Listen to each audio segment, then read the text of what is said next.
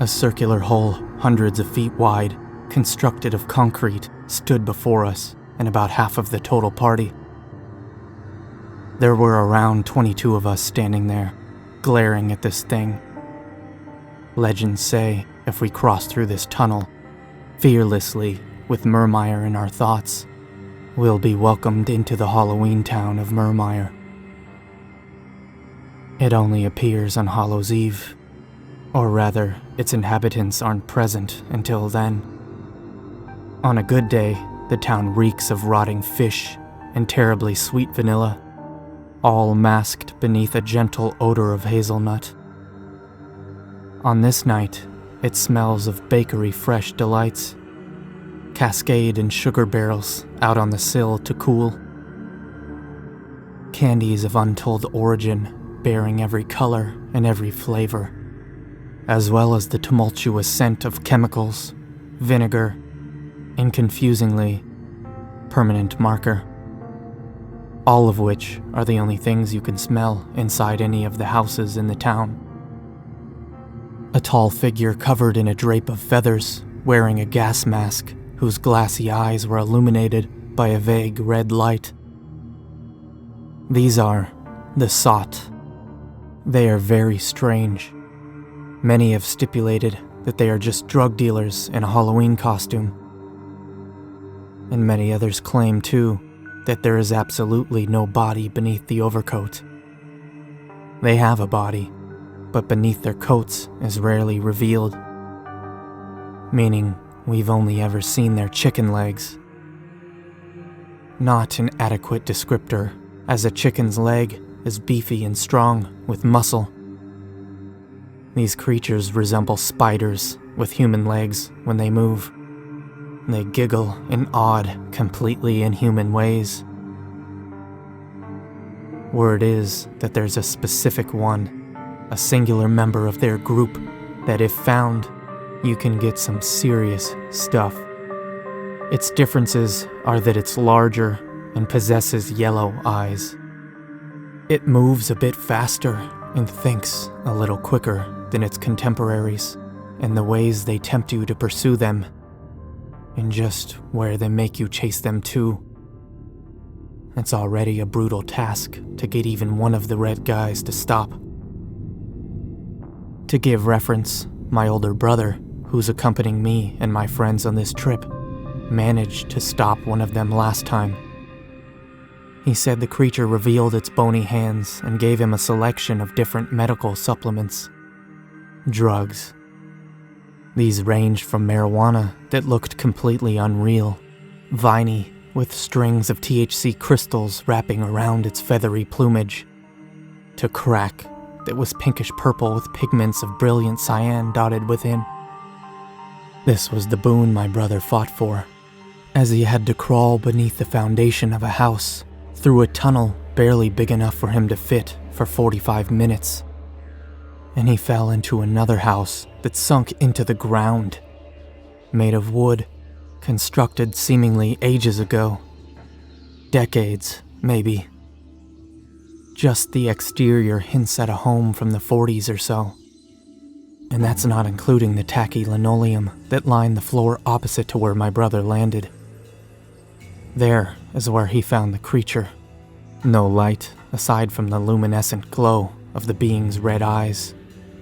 It loomed over him, watching without worry nor concern. And as he approached, its lights only grew brighter as it extended the bounty out before him on both hands. He didn't want any. Danny has never been one for that kind of stuff.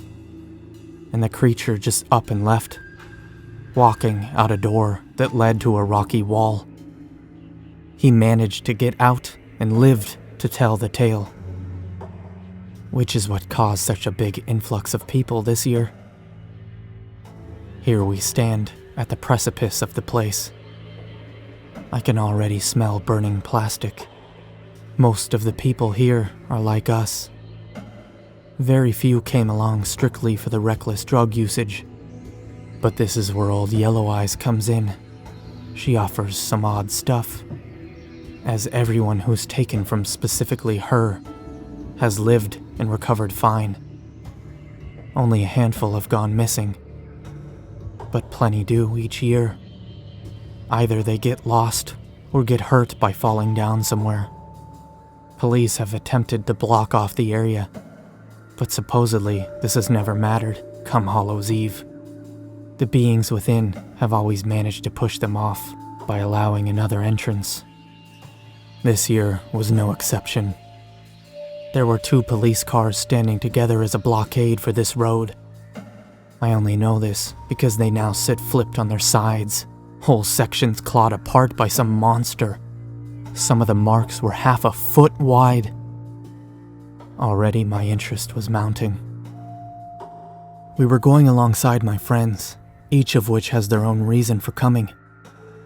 My friends Maddie and Sean are here because they both have a fascination with this stuff, like me. Sean only came once he heard my brother was going. Then there's Billy, kind of a nitwit, but a lighthearted one at that. He's careful when he needs to be. He said he wants to catch yellow eyes. He's not interested in any of the offers. When I asked him why, he said it was for research, as no previous data exists on it. My brother only came along because I made him. He loves this kind of stuff just like me. We've been going into abandoned buildings and busted structures for years chasing legends. He didn't take me last year, and he claims it was just because he didn't know how I'd handle it. I'm fine, by the way. It's not hard to say no. We needed to get out of the house anyways, so why not take your brother to Halloween Town? After we got through the tunnel, which only took about 30 minutes of walking, we arrived at our destination, Murmire. Built upon a coastal wall, gently given life by many pumpkins and candles spread throughout the place. From within the wooden entrapments of collapsed buildings, you can catch a glimpse of other Halloween Town investigators or partygoers. The number of parties here have dwindled as the years went by, mostly because the death count keeps rising for no explicable reason. One year, supposedly tons of people came here, only to have a handful come back. Numbers in the hundreds, cut down by an invisible force within the walls of Murmire. No bodies were found. Only a few have been recovered, all massively injured and long dead before their extraction.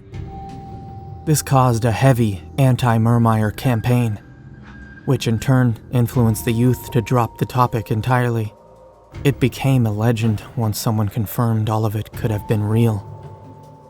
He had no real evidence, presented very little but psychopathic ranting, and was the boyfriend of a girl who died in Murmire. However, there's plenty of evidence proving he went that night. There's photos of himself and his girl in the town, in a mine shaft. But this account piqued interest in the town again, but this time from experienced hunters, ones like us. Most of the people who came out might have ill intentions, but these days, they have the common decency to at least ignore the jack-o'-lanterns, only hunting for the red eyes, which now have staggering evidence as to their existence, as well as their bulky leader, Yellow Eyes. With only a handful going each year nowadays, people are far more resistant to the notion of going strictly for the drugs, which is a wonderful side effect of an otherwise horrific disaster. Despite this, every single year, someone nabs Yellow Eyes and can't help themselves once offered.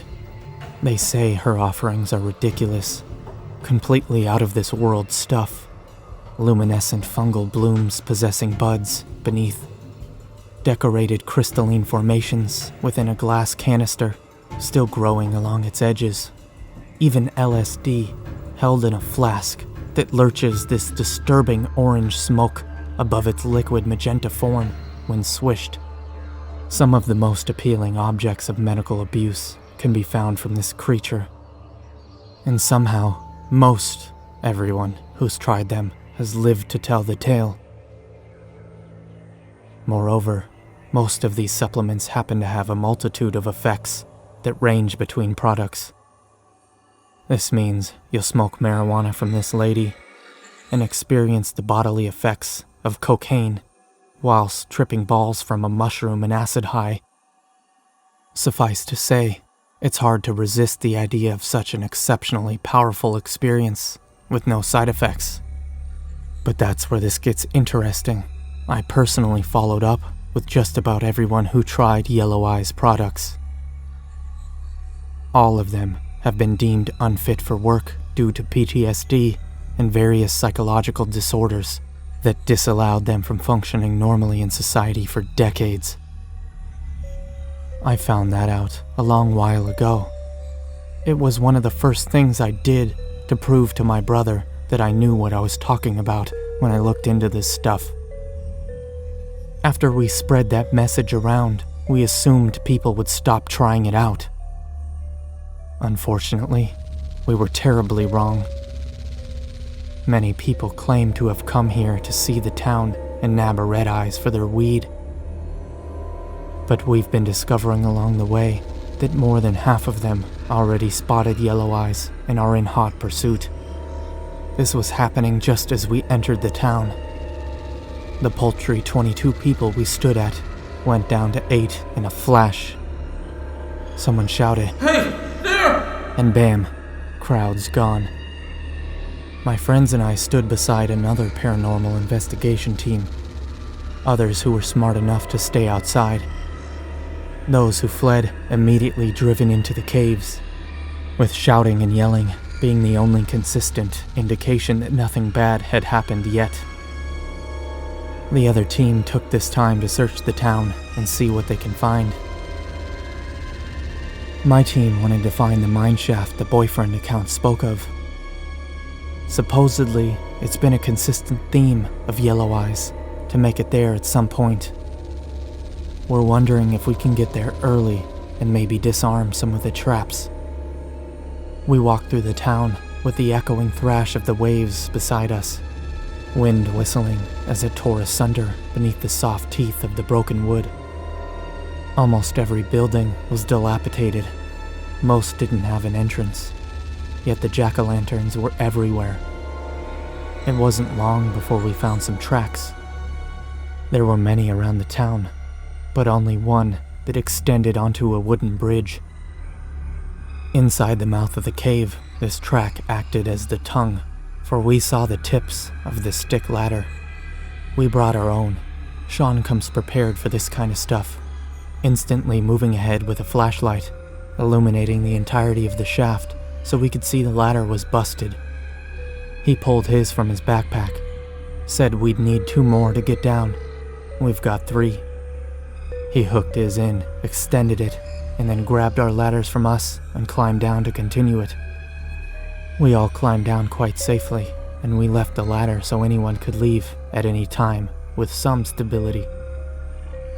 Even this far away from the others in the caves, we could hear their chanting, their songs to fight the anxiety that no doubt was building. I could even hear some of them in another cave above our own. We started walking, and it was damn near instantly we found a room full of bear traps. Not only that, but across its surface were a number of strings that acted as tripwires, and we can't see what they activate. Pretty much instantly, Billy the Fool decided to start chucking rocks at the bear traps. There were so many that genuinely this was a problem. From the edges of the cavern, you could see the traps lined up to the walls against the tiniest of pebbles. Even being mounted upon the rocks, there was no way we could climb over. It's just excessive. Each trap was lined steel to steel. No inch was uncovered by their teeth. We joined Billy, taking stones and throwing them at the circular plates in the center of each one, trying to make a pathway for ourselves to get deeper in. It worked, and we managed to make a good amount of them go off. But certainly not all by the time an intruder arrived.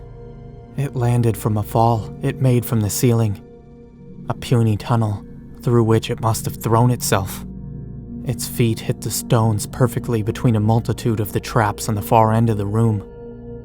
Slowly the creature rose, and its face turned to us, with two flaxen circles held aloft by a curvier, muscular body in stark contrast to its miniature counterparts. We'd found her. The echoing yelling and roaring of the rest of the group was still just as fogged, giving me the impression she outran them a while ago. No, its stance was not welcoming, and its position certainly wasn't inviting. Being on the other end of the sea of bear traps we'd been trying to disarm, the head twitched slightly, and good old Billy started hurling more stones, armfuls of them across the sea. They slammed into the plates and caused a fair number to erupt with each successive throw. As effective as it was, I was mostly astonished by the amber opponent, who stood almost perfectly still as the rocks came tumbling towards her. This indifference was highlighted once Billy got close. Illuminated by his light, you could see the tremendous difference in their size. Billy's not a tiny guy, and this thing's absolutely enormous.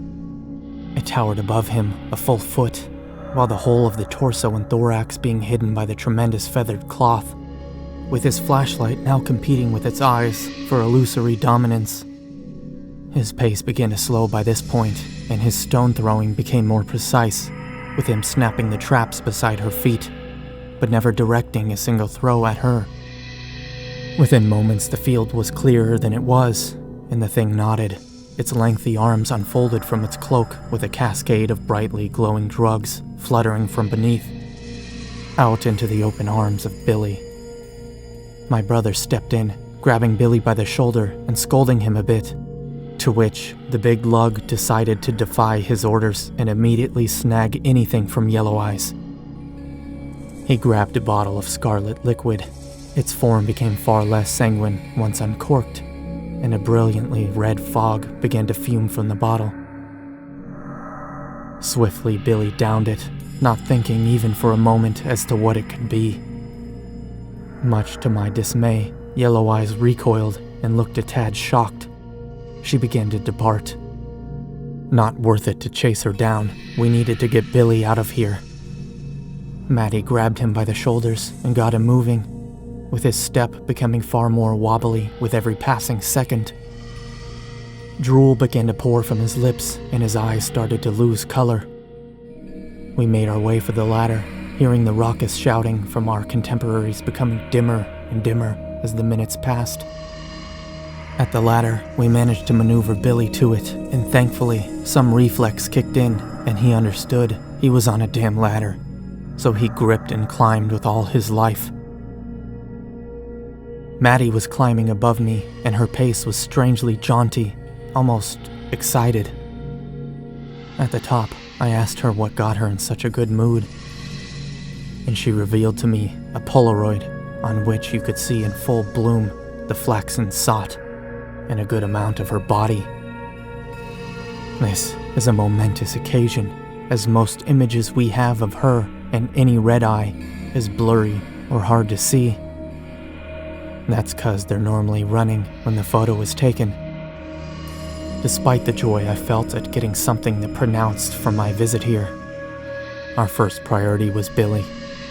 He was on another planet by this point, completely annihilated by the drug past the point of conscious thought. Any words were garbled into spattery, spit-ridden messes delivered with no capability of speech. He moved in an awkward motion, rhythmic and perfectly balanced, though you never believe that part. He walked with a perfectly straight spine, his legs bent one after another as he walked forwards, and his arm bent into wings from his sides, face seemingly disinterested in the position he's in.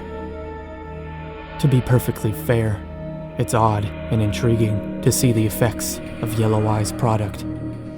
We made our way gradually back to the tunnel and aimed to wait for the rest of the party. During this time, we got a few pictures, sat Billy down, and gave him some tasks. Maddie and I went into the town and looked around to make sure no one was in there and hurt. Given time, an eventual disturbance made itself rather present in the form of a grotesque wail emitted from Billy. Maddie and I rushed back to see what had happened, only to find Sean standing at the entrance to a small cave. Said entryway was only big enough to fit one of us. And once we arrived, Sean, who was panicked beyond his worst nightmares, claimed that Billy very swiftly and fluidly slithered through the hole. Supposedly, the large lad had folded in half, bent over till his nose was directly at his toes, and immediately sprung onto his stomach, skittering across the ground while making that horrific screech, diving into the cave once it became a clear entryway. We only observed from the exterior, not daring to enter with the ambient sound of crackling bones beneath blankets of muscle. The echoing cacophony of his joints as they painfully twisted and gnarled into position. We only got a good look at him once. We shined our flashlights in, much to our dismay. The eyes had dribbled halfway out of their sockets, stopping but still moving in liquid motions despite their apparent adhesive structure, irises glowing a wild yellowish green. The skull cracked forwards painfully, with the torso lurching backwards, and his horrible scream being emitted throughout the cavern as a stream of boiling, purplish liquid splashed onto the ground. The cracking continued as his head twitched to and fro viciously, his upper row of teeth exposed from an increasingly silent scream, and blood soon poured from between each tooth stuck in his upper row of gums. Within moments, the gums split alongside the rest of the skull, with his torso gradually receding into itself as a gasp was emitted from his mouth. At this point, his motions became so wild that we could barely see him, and our camera equipment couldn't quite pin him either. A gentle fog had been building since his excessive vomiting began, and pretty quickly it obscured the deeper reaches of the cavern. Billy had fled deeper in, becoming quiet the moment he was out of sight. From every opening into the mountainside, a dense cloud of some gas poured. In some spots, it seemingly billowed. This wasn't smoke. It wasn't something we could even inhale without going unconscious instantly. We were blown away. We called the police and tried to get emergency help down here. Once they arrived, we explained what we could, admitting our friend Billy had deformed into some chaotic mess from a drug provided by the flaxen sot. Fairly quickly, a hazmat team crew was down here, and we were encouraged to go home. Sean left his ladder, so we're hoping that'll help the investigation a bit. But ultimately, we've been left under the radar as to what happened. It was confirmed that the gas was actually sleeping gas, made to knock you out before surgery. Maddie, Sean, and myself published our findings alongside my brother, and we at least managed to get a bit more caution bled into the town's legend.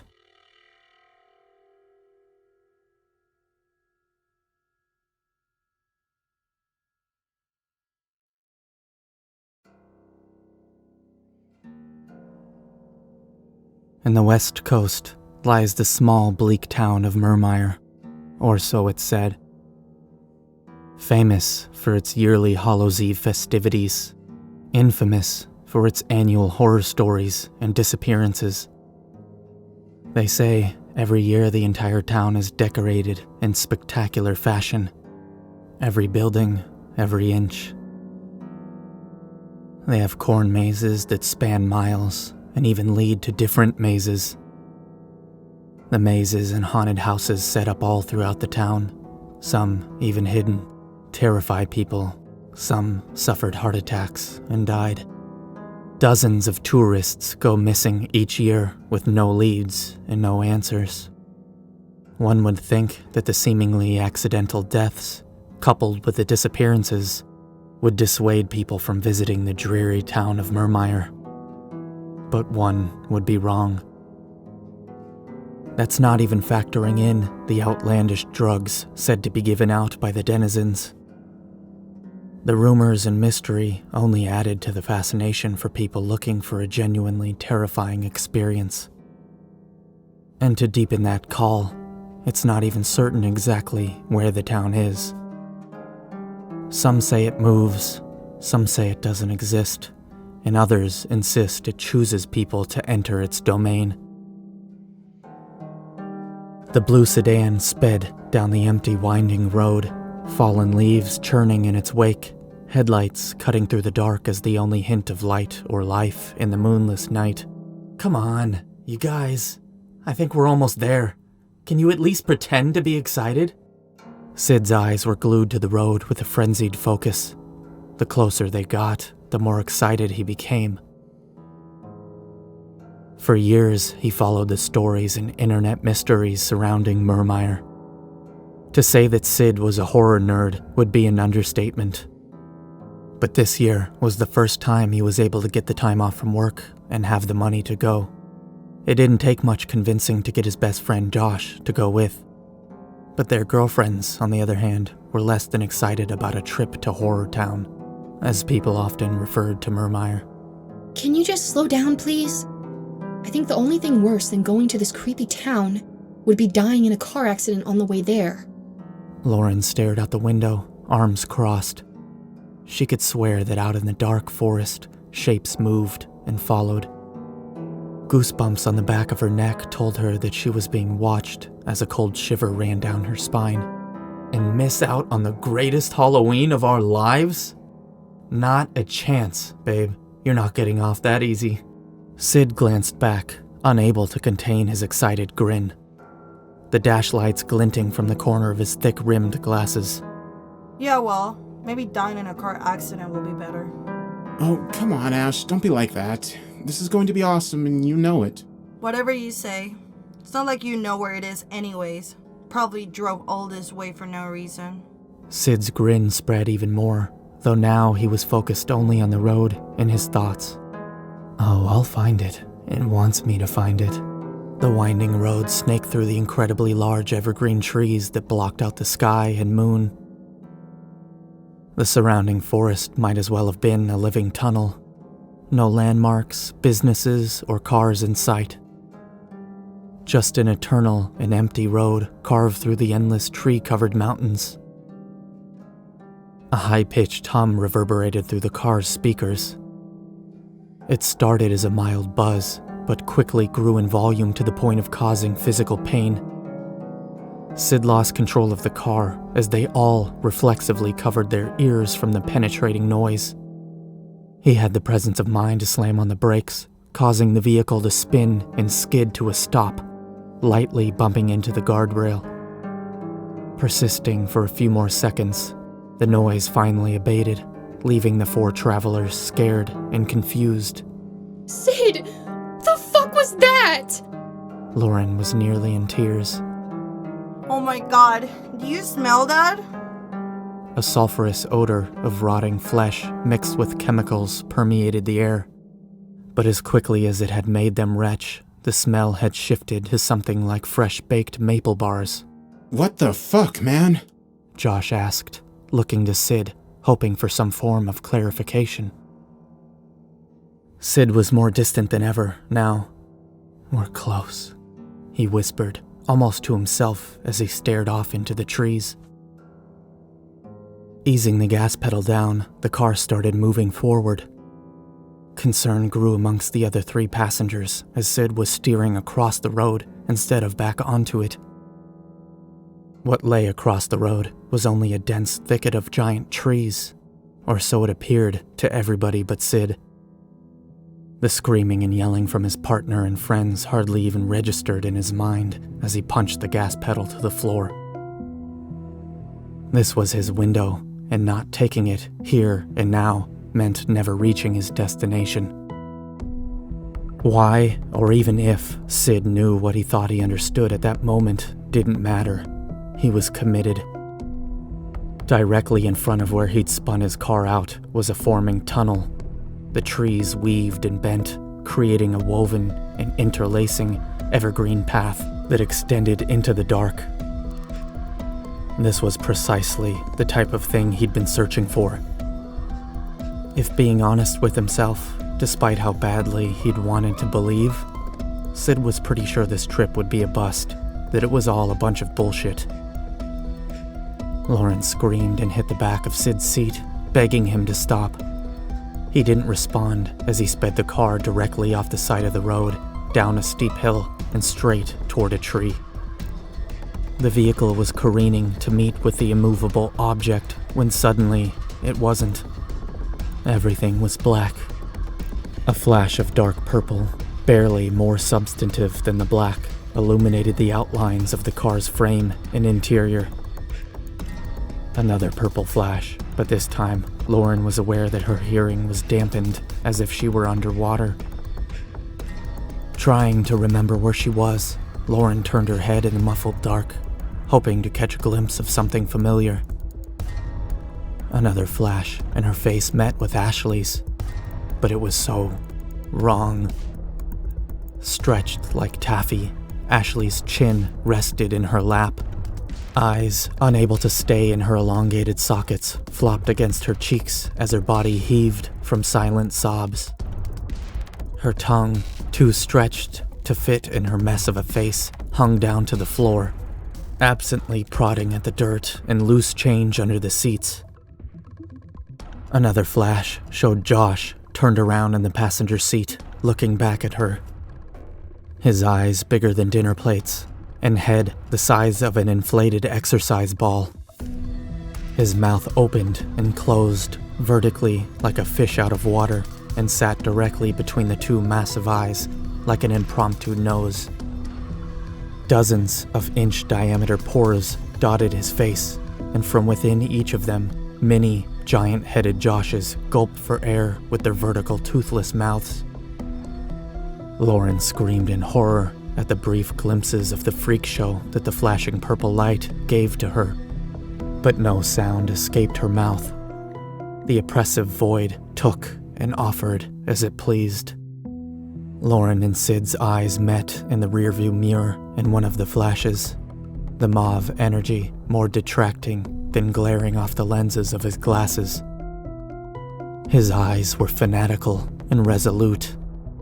The person looking back at her was not the man she'd lived with for the past 5 years. These were the eyes of a stranger.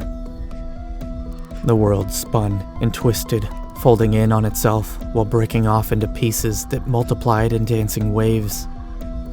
Fast violet flashes accompanied by subtractive waves of black that went beyond the dark.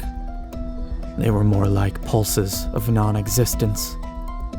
Reality bent and broke, stretching thin and winding around itself. Lauren's body sent her sensory information from different locations and dimensions as her mind strained at the maddening paradox of being split between realities, as the incomprehensible burden of the bridge threatened to tear her mind apart. A brilliant white flash imploded, dispelling the impossible scene and experiences. The blue sedan exploded out of nothingness into a clearing covered in tall grass. The momentum threw the car forward, tires finding no control in the soft dirt. Sid fought with the steering wheel for dominance, but ultimately the car spun and lurched to a forceful stop. Steam or smoke trailed from under the hood. No one had yet to find words as they all breathed heavily, trying to wrap their minds around the already fleeting experiences. But like a bad dream, the alien concepts were out of reach, leaving only the feeling of wrongness and existential uncomfortability. Sid was the only one who seemed undaunted as he tried without success to start the car. Whirring several times before going unresponsive, the engine had died. Ah, damn it. Well, I guess we walk from here. Walk? Where? Sid, what the fuck is going on? What just happened and where are we? Hey, slow down there. Everything is fine. We spun off the road, and we're in a field. There's gotta be a town close. I can smell a bakery, or something. No, Sid! There was something. We went through something. I know you saw it. You looked right at me. The purple light. And the things in the dark. And everyone was... Well, you guys saw it, right? I don't know what I saw. Ashley looked at the ground, unwilling to speak on the matter any longer. She didn't even want to think about what had happened. There was this grotesque feeling of horrid disfiguration that she couldn't shake, as if it threatened to be her new reality, if only she'd accept it. Sid, wait! What about the car? Shouldn't we, try to fix it or something? Hey, if any of you guys became mechanics in the last few minutes, by all means, pop the hood. Otherwise, let's get a move on. We're burning daylight. Hey, wait. When the hell did it become daytime? It was literally just pitch black out. Babe, you were sleeping. I know you're confused, but everything is fine. Just trust me. Without engaging in further conversation, Sid started walking deeper into the clearing. A foggy confusion still plagued each of their minds. Unable to come up with any better ideas, they each hesitantly followed behind Sid through the tall grass. Up to 5.5 feet tall, the grass stalks waved in an unfelt breeze. Swaying in unnatural patterns, the grass cut at their skin, not deep enough to cause any real damage, but enough to make them uncomfortable as they traversed the abnormal clearing. Trees surrounded it in a mile-long semicircle. Everything was off, but only by a small degree. The grass was the wrong shade of green. The ground felt spongy and firm. In the distance, the tree's bark shimmered like a mirage. Wherever the sun wasn't visible, but the dimly lit gray sky seemed to cast conflicting shadows. The blue sedan appeared to reflect an orangish tint, while the front half of the car projected a shadow on the passenger's side, and the back half cast a shadow on the driver's side. While none of them had the presence of mind to pick up on any of these irregularities specifically, they could all sense that something was wrong and unnatural. Trudging through the high, sharp grass, no one spoke, each reflecting on the odd predicament they'd somehow found themselves in.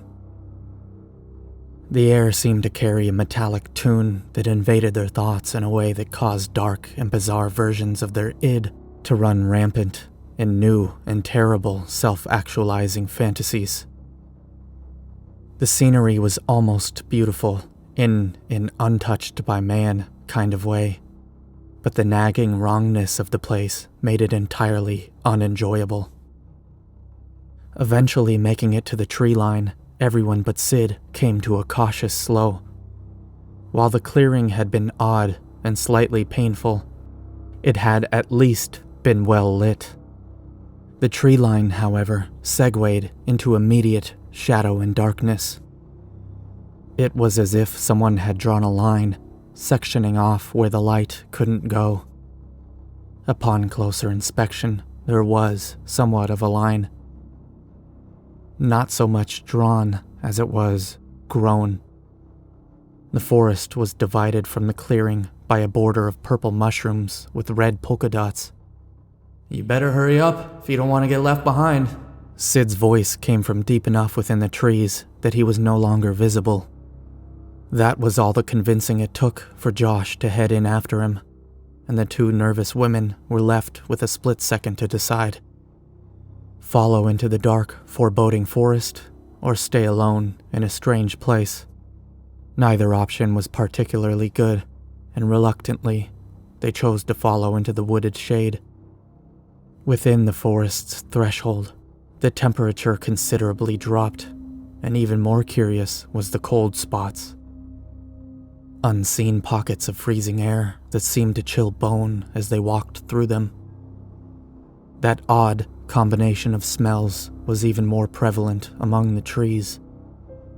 Horrid rot that gave way to something sweet and then mixed with a burning plastic odor. These smells seemed to dance and play with their senses. When one of them felt they could almost identify the scent, it would blend and change in a continuous shifting assault. After what felt like hours of walking, Sid had come to a stop. They all approached his back warily, looking for the source of his attention that had been elsewhere for so long. 12 feet away stood a strange figure, At first, it was hard to make out through the dark. But as they all stood, peering at the silhouette, it slowly began to take shape in their eyes. A robe made of an odd, mossy substance hid a bulbous and tumorous form. Standing around 5 feet tall, it hungered conspicuously by a tree, its shoulders entirely uneven. But when they finally saw its head, Lauren's hand shot up to her mouth to stifle the scream that was already escaping. Upon hearing the noise, the strange figure cocked its head and awkwardly scuttled closer to the group. Its head looked like it belonged to a snail and was a light, sickly green. 2 foot-long stalks protruded from the middle of its face, leading straight up to lidless, marbled amber eyes with vertical slit pupils. They contracted and waved, shifting back and forth between each of the humans. Its toothless, rubbery, beak-like mouth opened and closed as if tasting the air, searching for words. For a few tense moments, no one said a word, each just staring at the strange green thing, trying to understand what they were looking at, or what kind of costume this was. It was Ashley who finally broke the silence. What the hell are you? The strange creature snorted, tasting the air as it smacked its mucousy lips. Leave forest. It stated, pulling a hand from its robe and pointing in a specific direction.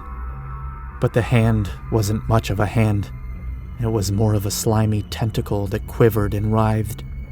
Expecting you. It punctuated, turning and awkwardly hobbling away. Snapping out of his reverie, Sid called after it. Hey, wait! The creature walked behind a tree, and by the time Sid got to where they had just seen it, the thing had vanished without a trace. Shit! He exclaimed, looking all around and even in the trees for whatever it was that had just spoken to them. Sid, what was that, man? Like some kind of weird costume, right? I don't think so, Josh. This is it, bro. The stories are true. We're in fucking Murmire. I don't like this. Can we go back, please? There isn't a chance in hell I'm turning back. We found Murmire. We actually found it.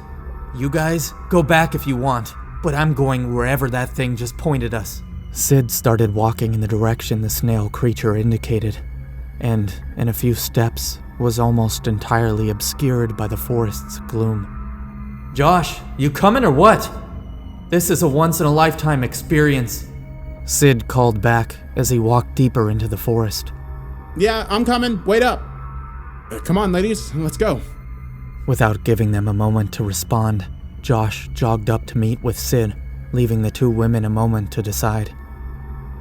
Follow to a place they did not want to go, or stay in an unnaturally dark forest, where inhuman freaks lurked about. People's tendency to find a false sense of security in numbers decided for them as they hurried to catch up with their boyfriends. The walk was uncomfortable, to say the least. Horrible odors and sounds came and went from every direction, creating a complete unease and lack of control or safety. When finally the oppressive trees gave way to open space and fading light, the relief they'd each thought would come did not. In front of them was a pumpkin patch. To call it such would be to understate it. This was closer to a pumpkin sea. They stretched on as far as you could see in all shapes and colors. Peppered within the pumpkin sea were strange scarecrows, dozens of them. These weren't the cutesy figures people put in front of their picket-fenced houses. These were patchworks of leathery horror. Even the pumpkins were terrifying, with 6-inch diameter gray vines covered in thorns connecting them in clusters of 5 to 10. Some of the pumpkins were massive, probably even world record sizes. In several areas unadorned with the horrific scarecrows, were an unkindness of ravens, cawing and cackling as they picked at the pumpkins. What do we do now? Lauren asked, looking tiredly at the unending pumpkin patch. We keep moving, Sid said, simply and devoid of emotion, which seemed to enrage Lauren all the more. Oh, we keep moving? Okay, should we go over to those pumpkins? Or maybe those ones? Wake up, Sid! You're acting like a complete fucking psycho! You realize nothing's happening here is normal, right? Of course I realize that. That's the whole point. This isn't about normal. This is about the abnormal. All the shit people say is fake or dismiss as urban legends. Well, here we are. And we're about to prove them all wrong. Lauren couldn't stand to look at him any longer. The selfish bastard didn't care about anyone but himself. How could he not see or care that this was a dangerous situation? Come on, Ash. Let's go find some help. I can't be around him for another second. Lauren and Ashley picked a direction and started walking without another word. Josh looked back to Sid, the nonverbal question being, "What now?" But rather than replying to Josh, he answered the question by yelling back at the girls. Good luck! Murmire won't cut you any breaks! Whatever. You only slowed me down anyways, Sid muttered to himself, beginning to walk in the opposite direction. Josh was torn as his best friend and girlfriend walked away in opposite directions. Of course he wanted to have an adventure and see weird creatures or whatever the hell was going on in Murmire, but not at the cost of letting his girlfriend wander off into unknown danger. He turned to run after her when both of the women let out an ear-splitting scream. Already turning in that direction, Josh saw neither of them. Turning in tandem, Sid could not see them either, but did not follow Josh, thinking the whole thing was a ploy to get back at him. Josh sprinted across the field, turning his head frantically in search of Ashley and Lauren, but suddenly he dropped straight into the ground. Sid flinched at the unexpected sight and cautiously approached where he'd just witnessed his best friend go down. Step by step, his thoughts raced, still unwilling to believe this wasn't a prank or a trick. The fact that none of them were making any noises or yelling for help both made him think it was a prank, and then that they were seriously hurt. Sid saw the edges of a pit that had been cleverly concealed by a tangle of pumpkin vines, sticks, and dirt. His heart sank at the realization that this trap had been set here and wasn't some sort of prank. Sid's fears were realized, and genuine panic immobilized him after coming to the edge of the pit. At the bottom were Lauren, Josh, and Ashley, impaled on sharpened wooden spears. They were all still alive, flailing weakly. Lauren was staring directly into Sid's eyes with a spear through her gut, eyes pleading with fear and pain. Ashley and Josh were face down, with several spears in their limbs and torso. Sid felt guilt and sorrow. He felt sick watching the scene that was, at minimum, indirectly his fault. He couldn't bring himself to move or speak, just stuck staring before he felt an explosion of pain in his head, followed by a brilliant white flash, and then darkness.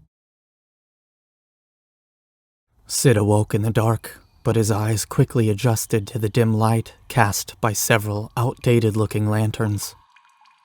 He was underground, the ceiling and walls simply carved out of the earth. Roots came down from the top, casting eerie spiderweb shadows across the room from the lantern's flickering flames. Well, hey there, young fella. I'm glad you stopped by. I could use your help. The voice came from an opposite tunnel as footsteps brought the speaker closer to Sid. He tried moving, but found himself unable to do so.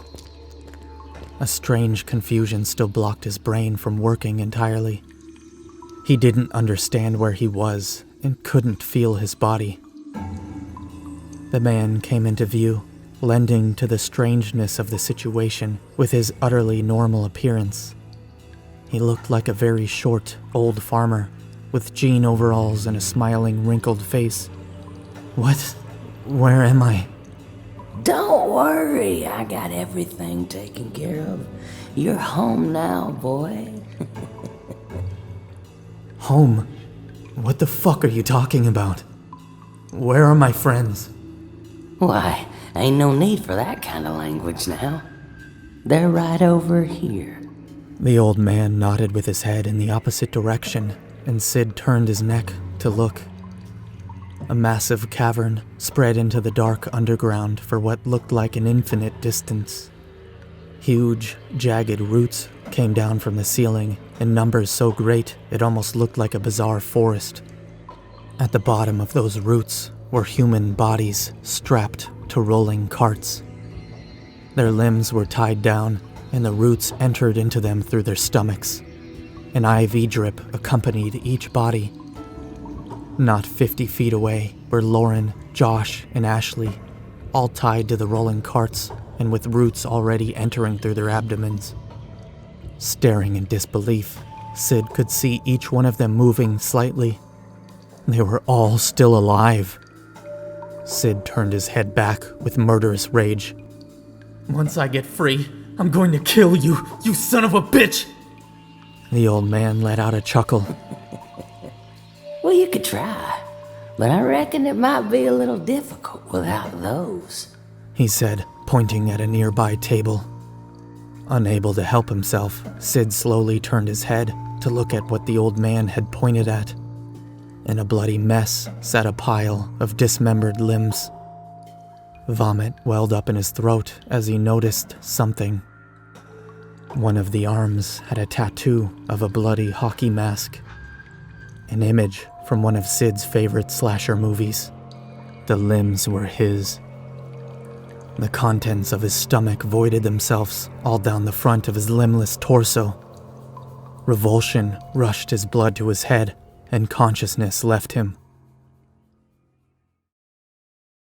Sid awoke sometime later to see the blinding sun illuminating a sea of pumpkins. Well, good morning, feller. Not a bad view, is it? Now look, here's how it works. You sit up here on this post, and you keep them damn ravens off my pumpkins. These are very, very special pumpkins. The kind only found in Murmire. When them birds come round, you hoot and you hollerin', they'll go. Be careful, though. If they catch you sleeping, they'll come take bites out of you. And I'll fix what I can, but I won't make you look pretty. After all, these critters ain't no normal ravens. Oh no, they're far from normal. But you keep these pumpkins in good shape, you hear? You do that, and I'll bring you what the pumpkins don't eat. You take care now, you hear? The farmer called over his shoulder, waving a temporary farewell. As he looked around from his perch, he could now clearly hear the yelling and screaming of others like him, scarecrows of Murmire.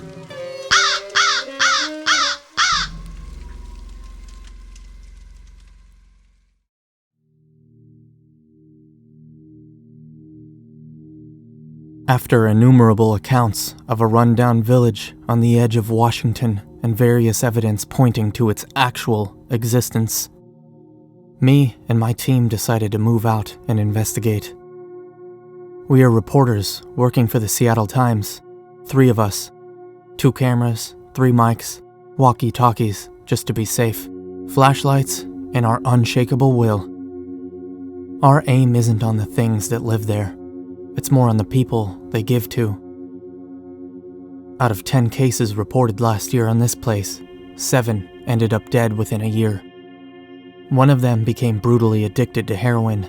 A group of 4 fell down a nearby mine shaft during a haze from some hallucinogen, and the remaining 2 had said hallucinogen and were admitted to a mental hospital after being found days later wandering the wilderness.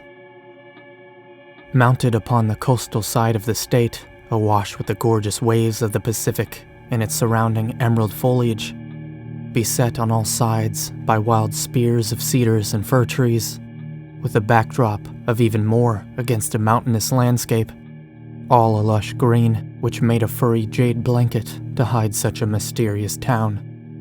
Against the rocky face of a coastal pillar, found below the land, just above the peak of the waves, upon a platform of solid rock, and mostly rigged to the side of a cataclysmic mountain, which held an unnatural amount of holes and cavities. Supposedly, the innards of the mountain go down quite far, and that is the place the legendary Yellow Eyes is, and where her proponents eventually lead you into once you chase them. The buildings are rather old, completely run down, but some still remain, lit by candles and jack-o'-lanterns and the cold grasp of a pale moon, giving life to something you'd assume to be undead. The majority of the town is, like I said, rigged to the face of the mountain. This is done by a complex walkway of metal crossbeams and steel cages, with larger, human-sized cages mounted upon dead lampposts, gibbets. Within those, you can see skeletons, full ones, with the most being mounted beside the boathouse. A descending staircase takes you to the pier, which has that boathouse, the secondary trap for the drug demons, as walking along the pier at nighttime is incredibly dangerous. The waves peak on these autumn nights, especially with a full moon, which means the slim pier is being whipped and wobbled all over the place. Boards have only ever fallen out of place, however. They've never been splintered or split. The actual pier has never snapped. The supports beneath broke ages ago and miraculously didn't fall. They stuck together. Some congealed colony from the ocean must have found a home within its porous decimation, making a strong adhesive that remains the only thing keeping the pier upright. This remains the only path to the boathouse, with no other means being available due to the powerful waves. Our interest with the town still remains the people and making sure they don't get injured. We can't be a hero, no chasing anyone into holes, but most certainly we can try to dissuade people from usage. This was put to the test before we even arrived. You can only find the town by walking through a pitch-black, concrete tunnel. It's believed this is a floodway for a dam, but there's no dam and no reason to construct one nearby. So the mystery begins before you see anything. Unfortunately for us, one of the red-eyed creatures was making itself evident throughout the tunnel, tempting people forward with extended, beckoning hands held aloft by stringy, emaciated arms. Their faces were that of gas masks. Some purplish smoke exuded from their filters whenever they exhaled, and most certainly their eyes were glowing. They guided us through the tunnel until we could see the exit, but I personally believe it to be a ruse. Just walking through there yourself, you can find many small pathways and off-routes, all of which lead to supposedly nowhere. The creatures have no interest in them. I think they distracted us through the tunnel to make sure we made it to the other side. I'll investigate further once we're on our way back. Coming out into the moonlight was nearly blinding. The ocean was absolutely beautiful, and just below it was the seemingly cozy Halloween town. Rumors of candies and sweets began by this point. We were finding Smarties rewrapped with a droplet of something on every circle. Some of the daring ones went right for it, allowing the candy to fully dissolve before speaking further. By that point, we were wandering through the streets, surrounded by wooden buildings with busted windows, inexplicable positions for jack-o'-lanterns, and peculiar shadows which emitted from their mouths. Beneath some wreckage, a member of another party pulled out one such pumpkin, opening its skull to reveal more candies. Oddly colored Skittles, purple-streaked mints, and a singular cube of sugar held within a jar, tinted pinkish red by some substance. Most among us began to indulge, immediately putting us out of place. We ducked off to the side to see the rest of the town, encouraging whoever we could to just follow us. 2 of them were completely smashed, and we had the unfortunate honor of guiding the one who took down the sugar. His eyes were tearing up, and his face was turning red. Slower movements with a cockeyed glare, and a slack-jawed face. Halfway through the town, as we approached the edge, we could see the pier. His face sported a dumb smile, and a strange liquid was pouring from his lips. Not blood. It wasn't by any means crimson. It was a brilliant neon purple. Immediately, we halted and sat the man down, trying to decipher what had happened. This isn't like any drug we've seen, and the outlandish stuff is only ever from Yellow Eyes. You have to catch her yourself. So what gives? The answer came quickly. His eyes began to swirl in their sockets as more purplish liquid poured from his mouth as a fountain, slowly igniting into a bioluminescent-eyed man, attempting to look at all of us in the same moment. Slightly horrifying, only amplified by his extending jaw, which pulled itself out of the socket more and more as the seconds passed. For a full 45 seconds, this man vomited a stream of an unidentified liquid, with his eyes likely damaging their optical nerves.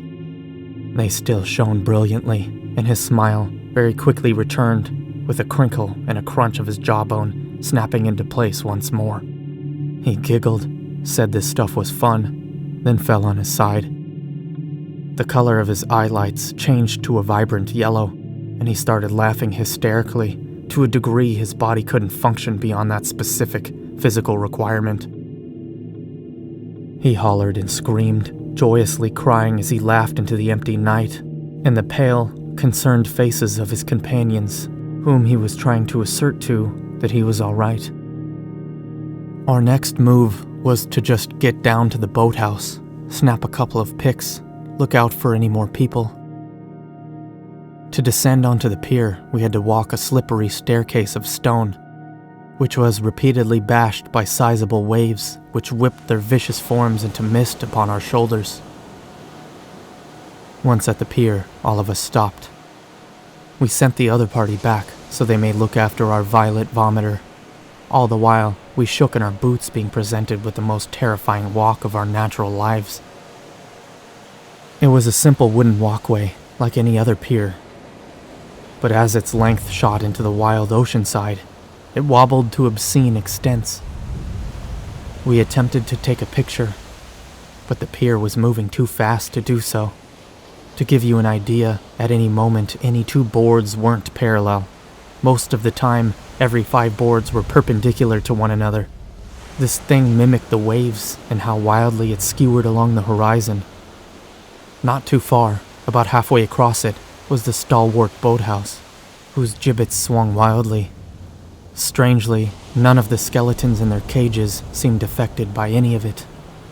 I decided to go first, booking it across the boards with all my might once they seemed like they would swing into a straight position. My prediction was correct, and thankfully I soared across the pier for the first half of it. Then, the second half brought a rogue wave who slammed into me, forcing me to duck into a hard left turn, then veer right, and only after a quick leap of faith did I land painfully in the boathouse. Like walking on a bullwhip. I got up and started shouting out, "Anyone there?" simply because I didn't want to stay there for much longer. It's not a pleasant place with all the waves just outside, and the sound of someone above me gave me the idea I was intruding on something. Rather quickly, someone made themselves apparent, with their shadow striking fear into my heart against an opened jack-o'-lantern's light on the wall. Red hands dripping down to the elbows, panicked face with eyes swinging wildly, red teeth. 20-ish-year-old girl. Her eyes streamed tears, and she looked completely wigged out. I tried to calm her, to little effect. She ran back up the stairs she had inched down, forcing me to ascend. My team asked if I was all right, stating there wasn't a break in the waves they could find, meaning they can't get to me, and I can't get out. Upstairs, I found the mess that made me leave Murmire and ditch this story entirely. The woman had huddled herself away in a corner, crying and murmuring words to herself while evading the sight of what lay in the center. A man, 20-ish years old as well, torn to shreds and stapled against the wall in a crude way, with a Polaroid of his intact face nailed to his mess of a forehead. At least in the picture, he was smiling. Beneath it was no flesh, just bone. Beside him was a flask, half filled with a crimson liquid that, if swished, produces a similarly red fog. I didn't dare drink it, but I assumed it was the cause of this. I grabbed the girl and made my way to the entrance with her kicking and screaming the entire time. I told my team over the walkie-talkie. We're out. We're done. We got what we need. I have someone in here and we're gonna get out when it's safe. In all honesty, the experience was rather traumatizing, but it had hardly ended by that point. 20 minutes of struggling with this drugged-up psycho, waiting for a break in the waves so we could get out of the boathouse. Once we got our opening, we took it, but the damn girl banked right towards the ocean. Screaming along the pier, she tried to cast herself asunder, only being stopped by a wave which pulled the pier out from under her, while whipping it right back into place, just onto her body. I heard a noise emit from her, some cackle or cough, but it was the last we saw. She didn't even have the chance to jump. The pier just took her like that. I was so astonished I couldn't move. And another wave was quickly coming. Its body pulled the end of the boardwalk upwards, forcing me to turn and run downhill towards my team. I made it to them safely, but the wave slammed all of us against the rock wall, washing us up the staircase of rocks with an echoing boom complementing our arrival at the top. Below, I could see a massacre of bubbles and sticks. Pillars of wood being shot out into the ocean, only to be rocketed right back at the rocks. The boathouse had fallen. Apparently that wave was inordinately large, but to think it stood for so long, only to be lost now, that's something I'll never get the answer for. We turned around and we were met with a terrible panic.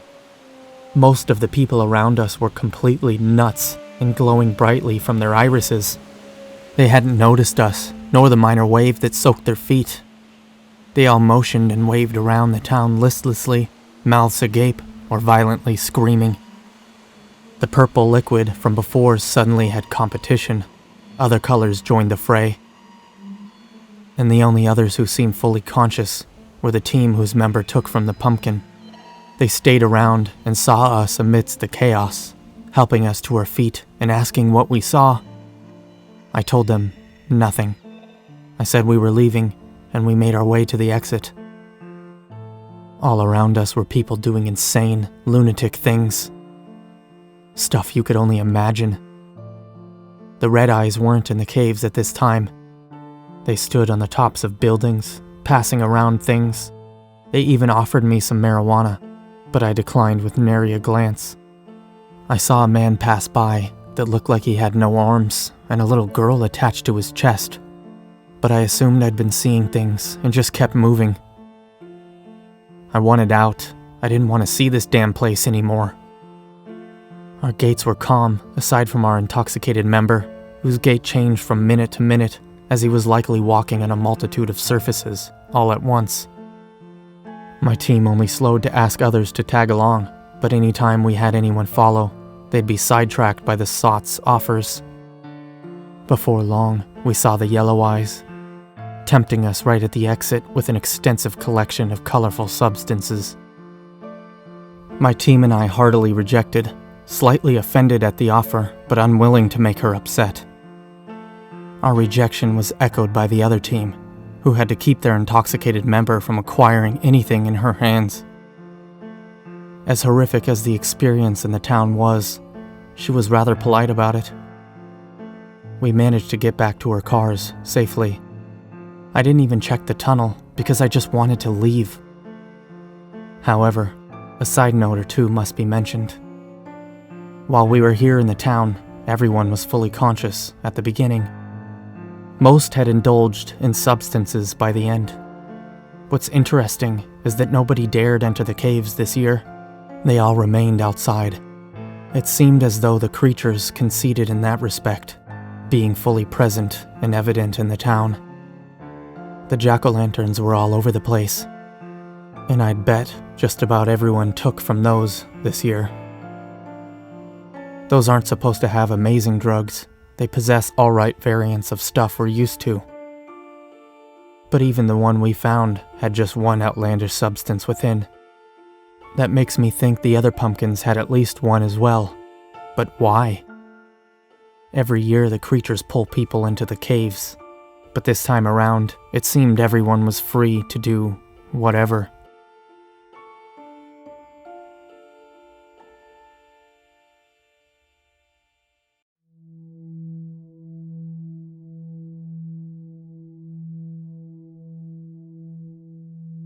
Randall smiled at the still form of the little girl.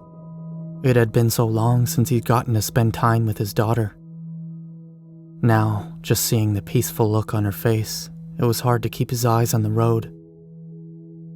If all you saw was the innocent serenity on the girl's face, you wouldn't even know anything was wrong with the world.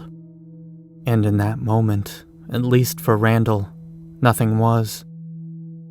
But for all the other moments, the opposite was true. Randall's ex-wife swore he'd never see Katie again.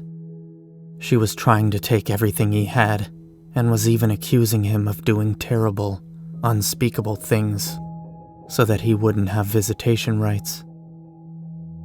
Before any of that could be finalized through the courts, he was taking her on one last trip, and there was nothing she could do to stop him.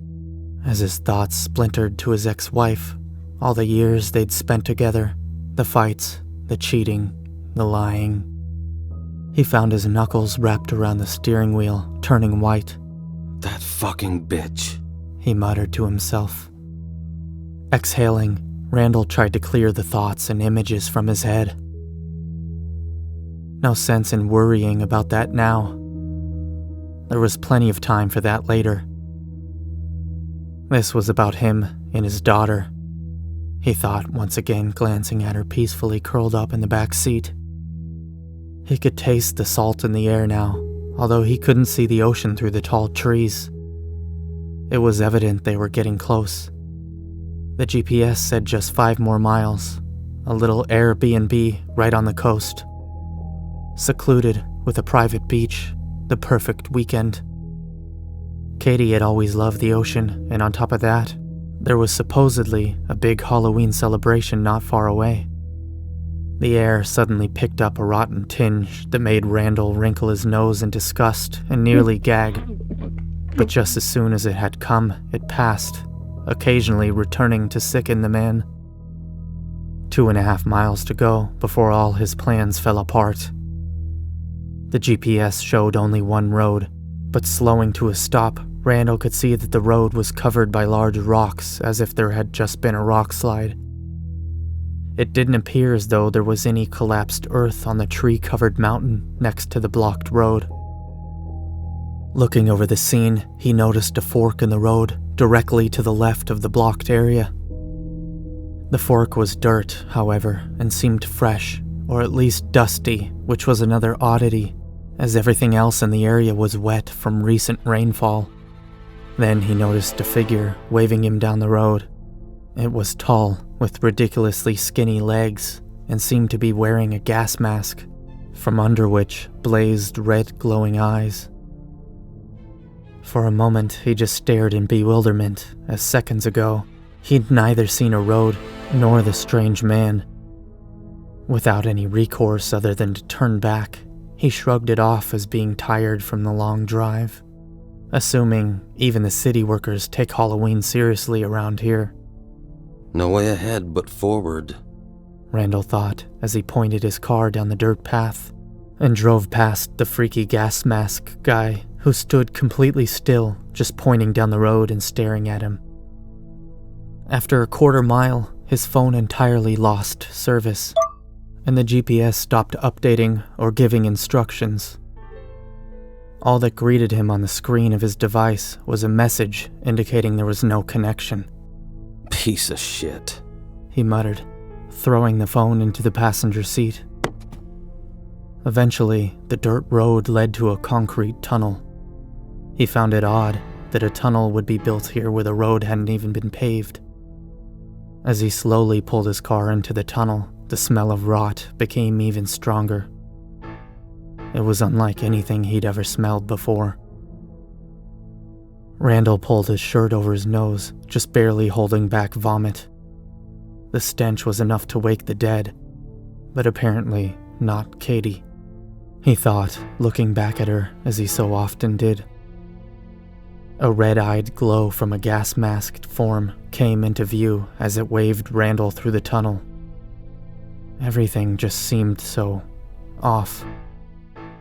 But all he wanted to do right now was get to their destination. Then it would all be okay. The second his car emerged from the other side of the tunnel, Randall knew without a doubt something was wrong. While previously it had been midday, it was now dusk, the sun creeping below the horizon, casting a haunting orangish glow over the trees, all of them leafless. A glance in his rearview mirror showed an endless forest of the same. Randall's heart nearly dropped as he snapped his head back to check with his own eyes. The tunnel he had just passed through was nowhere to be seen. Not only was there not a concrete tunnel, but there wasn't even a dirt road. It was as if he'd just appeared there. Randall rubbed his hand over his tired eyes. The sinking feeling in his stomach told him he was losing it. But he had to keep it together. Just keep driving forward, he told himself. Keep it together and keep driving forward. Wasn't like he had any better options. Before long, Randall's car approached a massive iron gate, at least 20 feet high. The design spiraled in Gothic architecture and was adorned with 2 terrifying gargoyles. Jack-o'-lanterns were lit, hung, and placed all over the gate and fence in a truly amazing display. The gates opened outward, all on their own, squeaking and protesting while Randall pulled his car in. Wonder and oddity almost having him forget his precarious situation. A stone blockade stopped him from taking the car any further, but he had reached a town. It was incredible, appearing almost medieval, with candles, jack-o'-lanterns, and torches everywhere. Metal cages with skeletons, and even some with bloodied people, adorned metal streetlights that blazed with purple flames. This was the most amazing Halloween display Randall had ever seen. The amount of actors alone must have cost a fortune, he thought to himself. Gazing at the extravagant displays in every direction, the hustle and bustle of costume figures crowded the small town. He got out of his car, noting that some of the buildings were even carved right into a cliff face that surrounded half of the town. Through all the noise, he was even certain that he could hear the crashes of waves somewhere in the near distance.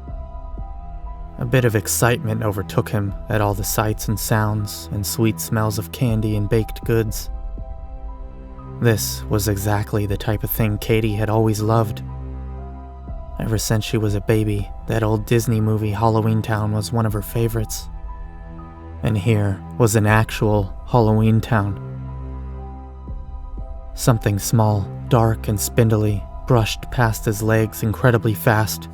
Ah, what the fuck? He willed his body to turn to see what it was, but as he did so, the connection failed him in an odd way. It was as if there were a lag between his brain and body, almost like operating in slow motion. His fading vision tried, with little success, to focus in on the dark figure. It looked like a ball of soot with a jumble of limbs and a sharp, fanged grin. In the grip of one of those limbs, he caught the glint of a syringe before the world went dark and the ground rushed up to meet him. A jolt of electricity shot through Randall's body, ripping him from unconsciousness. No more sleep. An impossibly deep voice boomed from right next to Randall's head. The voice seemed to bring a frightening amount of presence to his mind. He was chained by his arms and legs to a metal table, completely naked, with a leather strap holding down his head and waist. Hey man, what the fuck is this? Let me go right now! When I am done, you can go. Done with what? Why the hell am I here? You take, I give. The now semi-visible figure responded, metal clinks indicating the man was arranging tools of some sort. Though his back was turned, so Randall couldn't be sure. He didn't want to be sure. The iron restraints dug into Randall's skin as he pulled against them as hard as he could, achieving only in tearing his tender flesh. There is no escape, the deep voice said. Why are you doing this to me? The man turned around to face Randall with a scalpel in his hand. He was tall and slender, wearing a blood-stained white lab coat and a plague doctor's mask. One of his eyes was brown and lidless, with a magnifying glass monocle that had a series of different lenses pushed to the side. His other eye was a piercing blue that stared at Randall in a way that knew the truth of things. Leather straps from the creepy beaked mask pulled tight against the hairless skin of the man's head, skin that was either severely scarred or looked to be a patchwork. I am not doing this to you.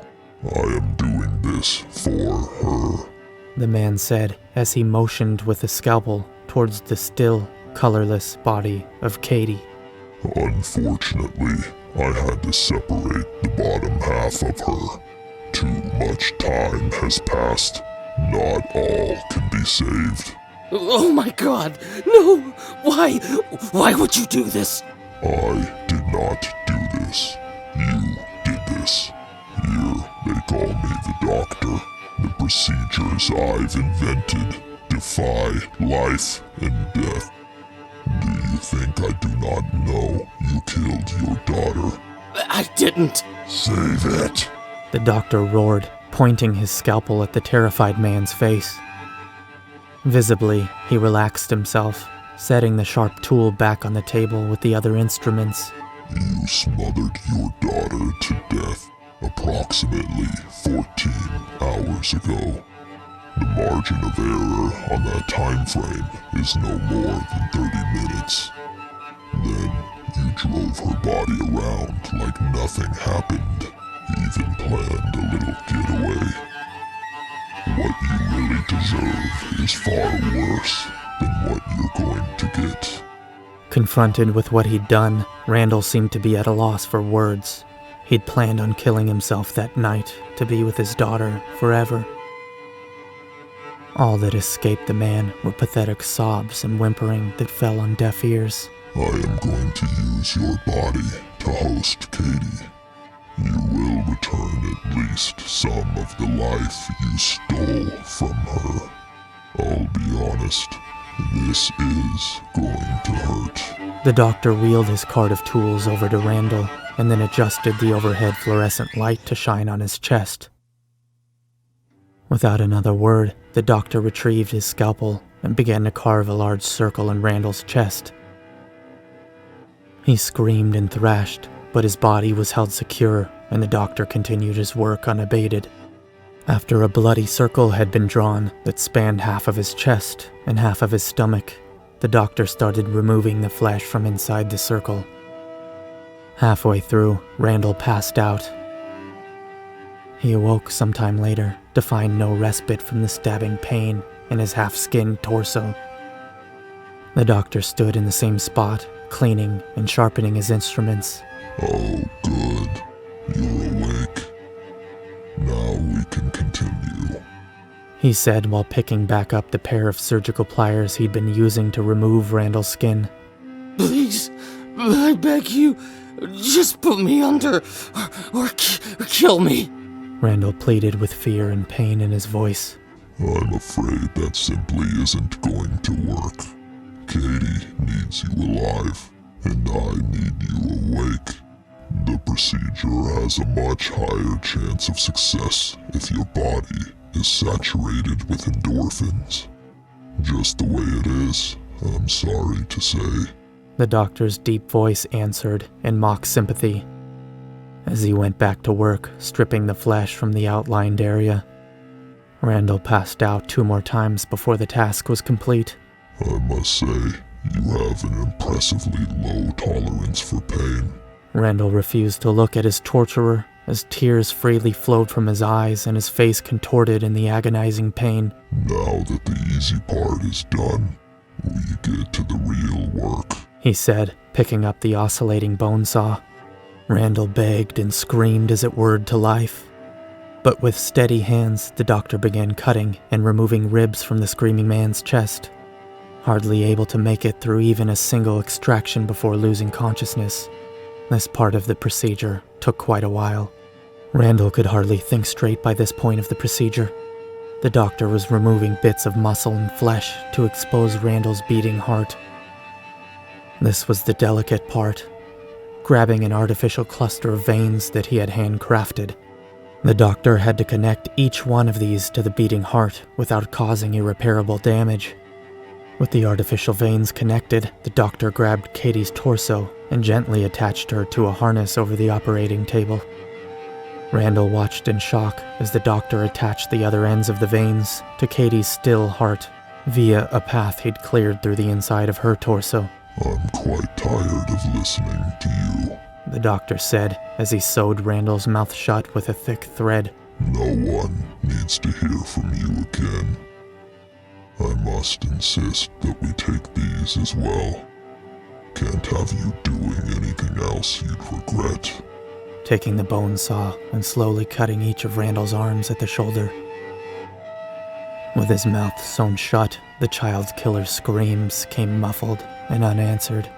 The good news is I can use much of the muscle and veins from your arms in the procedure. The deep voice came from behind the beaked mask.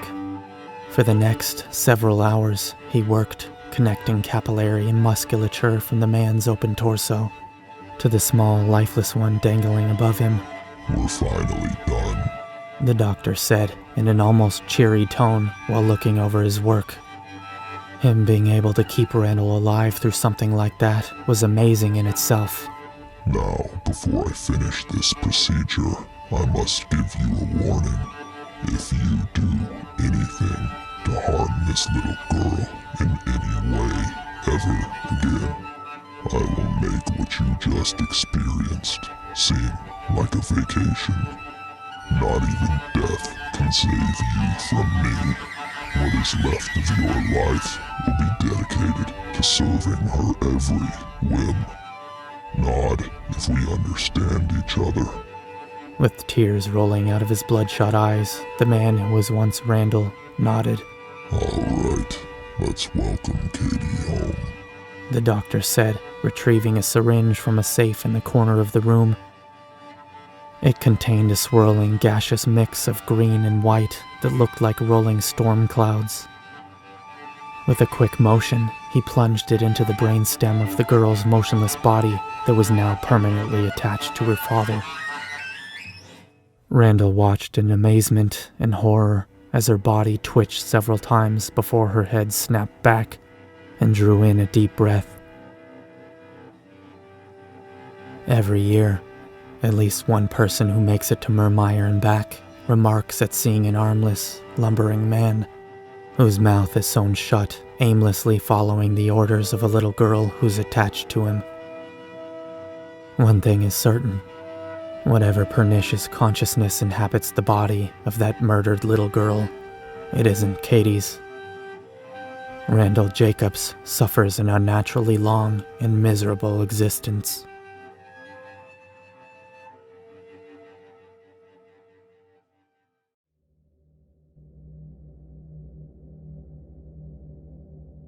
I never wanted to end up down there. Lizzie made me go. There's a reason she didn't make it back. That place isn't safe whatsoever. Nobody made it back when I went. They still recall it as the quiet year. To me, it wasn't that at all. My girlfriend Lizzie forced my hand on going because there was going to be a crazy amount of people. Too many. Around 100. It was the last year anyone planned on going as well. Wonder why? 10 of us came back. 3 of them were in the hospital for months afterward. Me? I was one of those in the hospital. I was on another planet, surrounded by demons of unspeakable horrors, torturing me with fire across my skin after lashes, pushing me into tight crevices too small to fit through. The intoxicating and traumatizing sensation of all my bones being melded into one, with flesh and skin attached exteriorly. And all of it was simply the effect of some drug I had been under the intense effect of the entire time. 10 months I was out on a trip. The longest time in the hospital because I was in therapy, which pushed me into a full 16-month stay. 9 of us are alive right now. 9 of us are alive right now because one of the ones who was hospitalized, bled out in the ambulance, was resuscitated into a screaming frenzy, which resulted in her slamming her skull into the bars over and over again. Dead before they made it out of the woods. That was Lizzie. I wish it could have gone different, but all I remember was the exact thought that screamed through my mind the entire time. We're being way too loud. Before we even arrived, an entourage of wildly blaring cars swirled through the canyon towards the tunnel. About 30 cars, including mine. Elizabeth had turned the volume to maximum, which completely blew out my front right speaker with the intolerable sounds of pop music. My windshield was cracked to begin with, but I swear on God that on that drive it cracked even more. The bass vibrated the steering wheel so badly my hands could hardly grip it, and the entire valley stammered with the cacophonous screaming banter of various bassy engines and sound systems warring for audio domination. Through the red backlights of the cars ahead, I caught a glimpse of one of those red-eyed creeps that led you to Halloween Town, aka our guide. Oddly enough, it held a crudely made wooden sign with an arrow pointing to the right, just in the middle of the tunnel. Outside, however, the road signs told us there was no alternative but to go left the entire time. In a cruel and incredibly obscene twist of human fortune, we all swerved right when demanded and skid in an orderly fashion onto a dirt road. Around was no concrete tunnel, but stone walls, toothy maws which caved backwards into the surface, indefinitely skewing into abyssal stomachs of granite. The high beams of our cars was our only real guiding light, but the red eyes continued to appear, with more signs too, each pointing in different ways, including one that pointed down. We all fell forwards, down one such toothy chasm, devoured by some obscure mountain. Down its tongue we flew, with all the velocity you can imagine. We barreled towards another opening, another maw. A couple clanked, another actually clattered onto the roof of the cave, landing with a wash of its windows' glass exploding in a wave around it. But we all managed to escape the mouth of the calamitous cavities.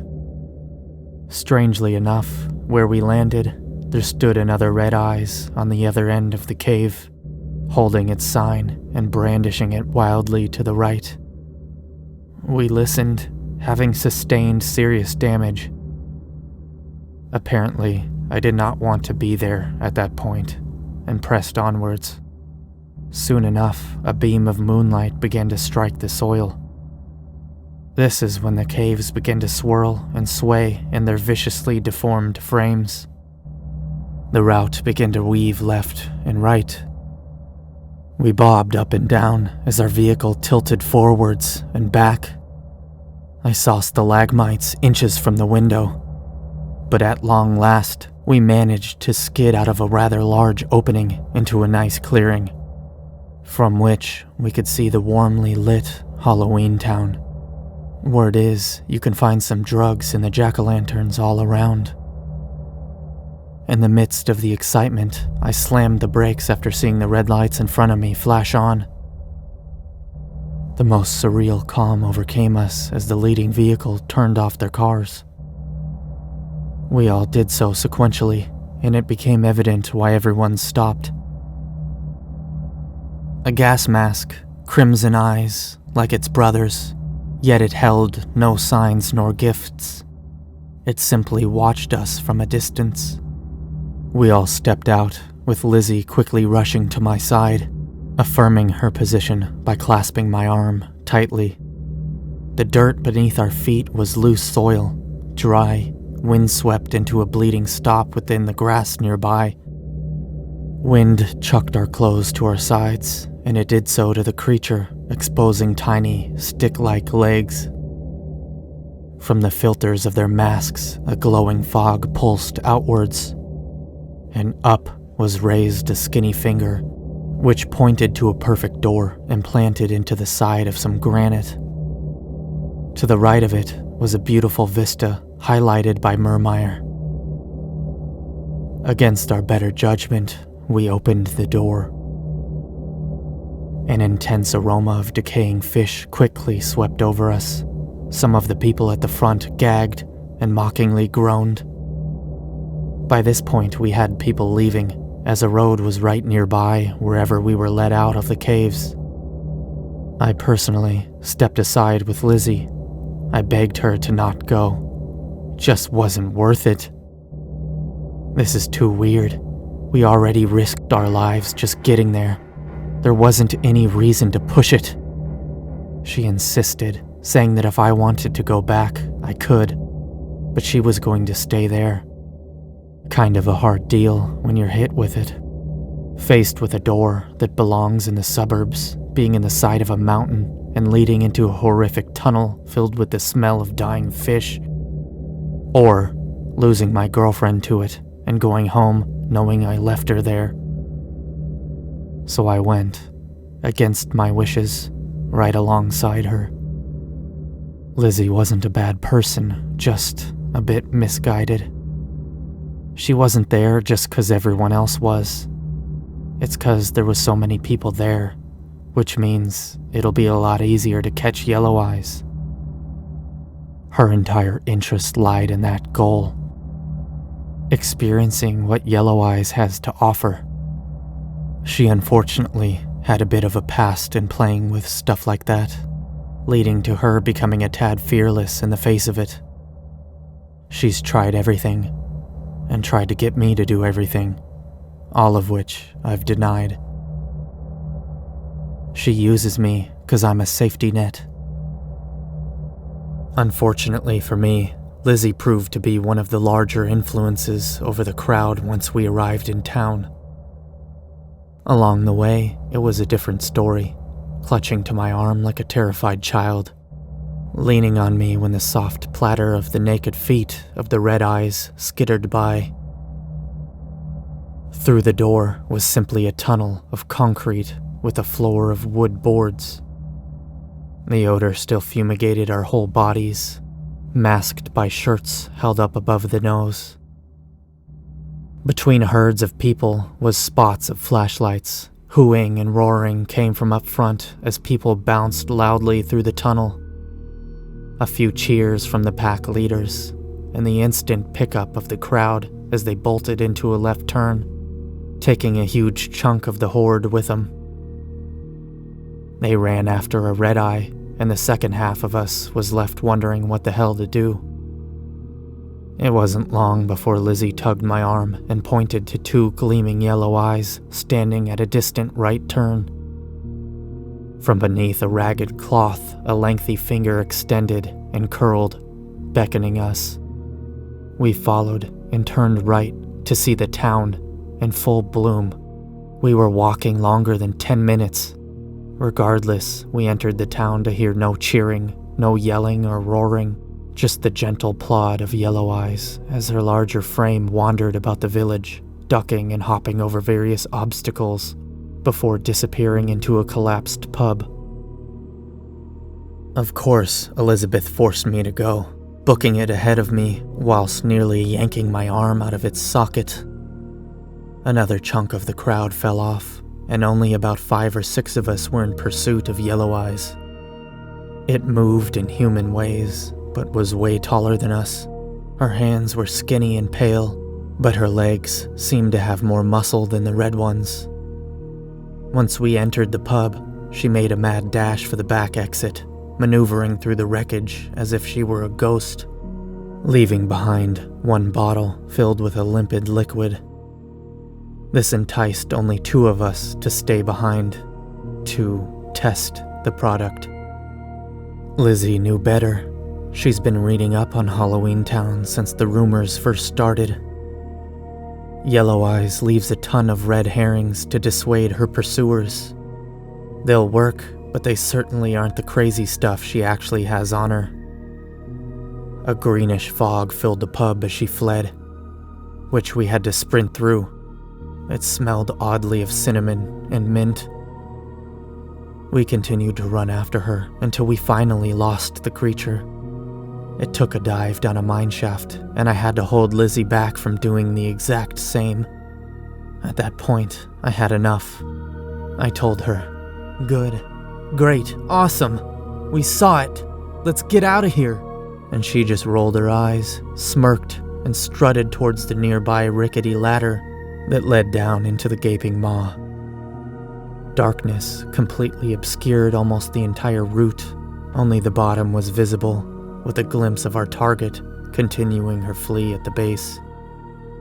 My first step should have been warning enough, with the whole structure audibly cracking while wobbling with the veracity of a cooked noodle. Tape held sticks together that formed the ladder, which continued to splinter as we descended. Only once my feet touched the ground did I finally hear the ladder give way, and beside us fell a massive pile of worthless tinder. Lizzie clutched me again, like usual, and I did so to her. Something about the idea of my life being lost down here didn't appeal to me. Surprising, right?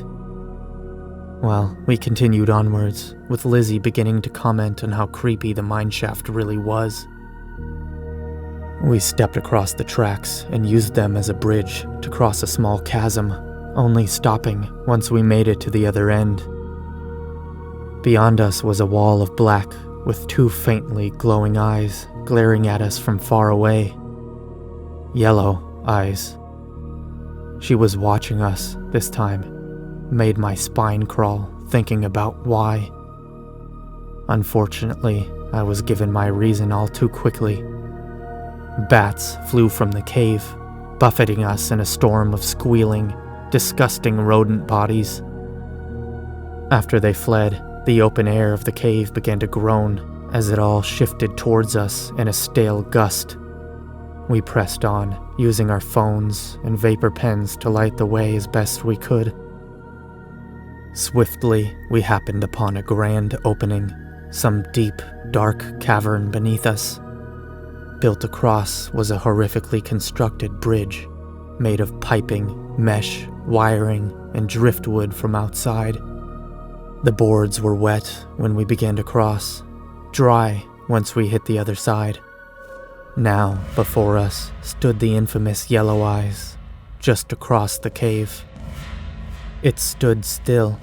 We assumed it had nowhere else to flee, but I had a feeling this cave was its final trap. Something was in there, and I wished to God I didn't find out the way I did. Lizzie darted for the creature. Impaired by excitement, she fled from my side, straight into the welcoming arms of the trap. A bear trap. It slammed right down on her ankle. She let out a terrible scream, and I lit my phone's screen to find even more of them. Tons. Lizzie was still upright while screaming, terrified to touch the ground, and rightfully so. Dozens of bear traps were laid across the floor. If she fell forward, she would have gotten clamped by at least 4. She cried, looking back at me from within the pile, begging me to help her. I certainly tried. I lunged for her, stepping between the traps as best I could while keeping balance in the dense dark. I lifted her once I could, only to find a chain connected to the bear trap on her foot. I had to get it off of her, so I pushed as many of the traps out of the way as possible, even throwing some rocks onto their plates to force them to trigger. Once a clearing was made, I let her down and started to get to work. It clamped down right on the ankle socket. Her foot was mostly detached. It looked like she lifted it once she felt the plate, and it just happened to have been in the perfect position. The poor woman had just lost her foot. I pried the mouth of the trap open and released her, getting her onto my shoulder while turning to leave. I screamed for help, and a gentle tap hit my shoulder. Chills ran down my back, through my muscles, and into my neck to force me to turn around. I saw her, the yellow-eyed thing, standing upright in front of me. Towering what appeared to be 2 feet above me, just a massive creature. Her gas mask wheezed and puffed, exhaling its vicious gases of indeterminate sweetness.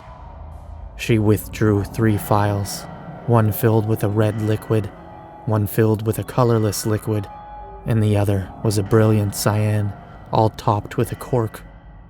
Without another breath, the thing pulled the red phial up, uncorking it to extend it out to me. With Lizzie crying and the blood pouring from her wound, I took my best bet and gave Lizzie the liquid. The moment I poured it into her mouth, the creature placed a hand on her shoulder. Within moments, the bleeding halted and the wound was cauterizing quickly.